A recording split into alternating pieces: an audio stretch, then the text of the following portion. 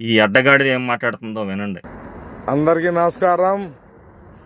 ఇవాళ మా ఊర్లో ఎవడో ఒకడో ఇద్దరు కొత్తగా వ్యాపారం స్టార్ట్ చేసుకుని వాళ్ళ ఏరియా అంతా బ్యాన్లు కట్టుకున్నారు. కట్టుకుంటా ఏదో 3 దిమ్మలకి 4 దిమ్మలకి బ్యాన్లు కట్టారు. ఈలోపు మా పేటీఎం గారు వచ్చారు. ఏంటంట మా పేటీఎం గారు మహనీయుల దిమ్మలకి బ్యానర్లు కడతారా అని.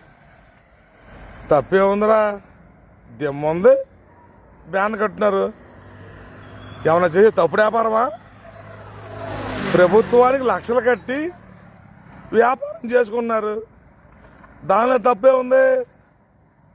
ఇవాళ వచ్చారు కదా మీరు, మహనీయుల దిమ్మలకి బ్యానర్లు కడతారా అని మిమ్మల్ని అడుగుతారా?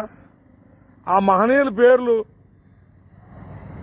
ఎవరో ఏంటో మీరు తెలుగులో, ఇంగ్లీషులో, హిందీలో రాయగలరా? అరే మన హిందీలో అన్న ఏమనుకోమాకండి, హిందీ మన నేషనల్ లాంగ్వేజ్. రాయగలరా? ఈ పేటీఎం పనులు చేసి, ఈ చిల్లర పనులు చేసి వాళ్ళకున్న విలువలు తీయమాకండి. ఇది ప్రభుత్వం ఇచ్చిన వ్యాపారం, ప్రభుత్వం పర్మిషన్ ఇచ్చిన వ్యాపారం చేసుకున్నారు. ఏదో బ్యానర్ కట్టారు, దానికి ఎందుకురా మీరు గుర్తించుకుంటారు? మారండి, మారి ఆ మహనీయుల్ని ప్రతిదానికి లాగి లోకు చేయమాకండి. ఎద్దులాగా బలిస్తే సరిపోదురా, కొత్త బుద్ధి కూడా పెరగాల. రోడ్డు కడ్డంగా నుంచి అడ్డదిడ్డమైన వీడియోలు చేస్తావా? ఎద్దు మోకం నా కొడక. మహనీయుల విగ్రహాలు నీకు దిమ్మల. నువ్వు కొలిచే దేవతల విగ్రహాలు కూడా అలాగే మాట్లాడతావా? ఆ దేవాలయం ముందు తీసుకెళ్ళి కట్టరా ఈ బారు బ్యానర్లు. అంత బాగా నచ్చితే నీ ఇంటి ముందు ఒకటి కట్టుకో.